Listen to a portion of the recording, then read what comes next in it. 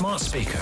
Play BBC Radio 5 Live. Now let's talk about the singer Sabrina Carpenter, who has come under fire for artwork featured on her upcoming album, which it has her on her hands and knees in a black mini dress with a suited man. You can't see his face because she's down at his knee level, but he's pulling her hair, he's grabbing her hair.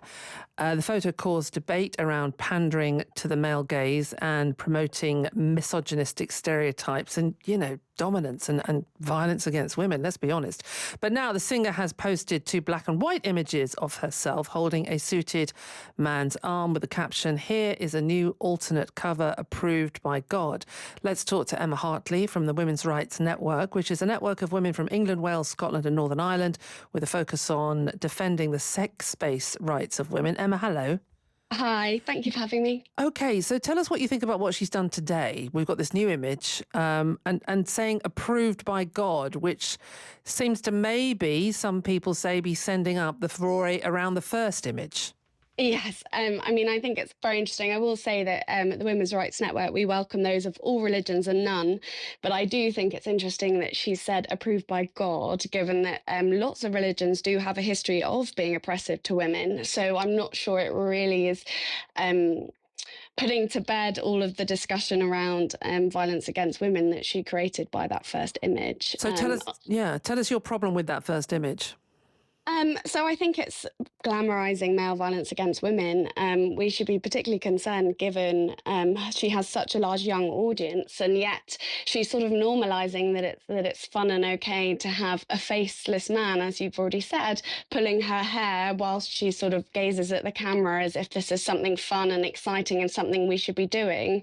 Yet we have an epidemic of male violence in this country, and I'll go back to her young audience. We know that, globally, almost a quarter of girls will experience physical and sexual intimate partner violence before they turn 20.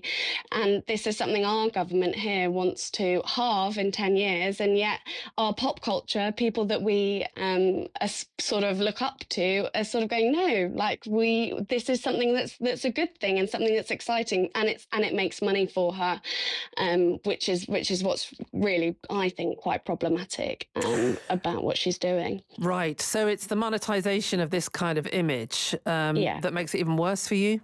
Yes, absolutely. And it sort of really highlights the quite a dark side of the industry. It's sort of there's a whole Me Too movement that we all seem to have forgotten about, because the only person that this is empowering really is her and her bank account and her agents. And, it's a male-dominated industry. And so this has got everyone talking. It's going to lead to people buying her album, going to her concerts, when actually it's kind of sending a message to young girls that they should be sexualized in a way that is actually, really, really regressive, and something that we've been fighting against for decades. Yeah, an alternative view is it's sexually liberating. I'm not just talking about that photo. I'm talking about the way she presents herself generally.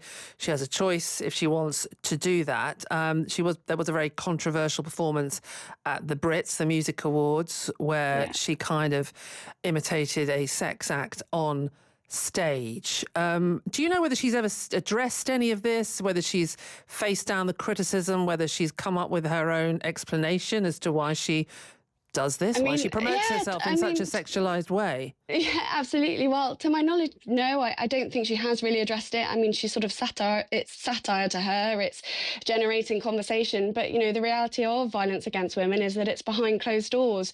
The power imbalance that exists mean that it happens behind closed doors. It's an underfunded area. Women lack support. They lack a voice as well. And this is a woman who has a powerful voice. She could be using her platform, to really empower women. Look at the stark contrast to Taylor Swift, for example. She seems to be sort of profiting off the sexualization of women, and we have a massive problem, particularly of the over-sexualization of young girls. What sort of example is she setting? She's saying, use the word liberating. I don't think it is liberating, actually, because, the reality of male violence and the way it happens is that a lot of women end up being trapped, and they're women that don't have, 47 million followers on Instagram. They don't don't make money off it, and yet they're the ones experiencing the violence. They experience their hair being pulled, for example, or young boys thinking that that's a normal thing to do in a healthy relationship. So yeah, that for me is why I think it's particularly problematic. Yeah. What she's saying to everybody. Emma, thank you so much for joining us. Emma Hartley there from the Women's Thank you. Rights Network.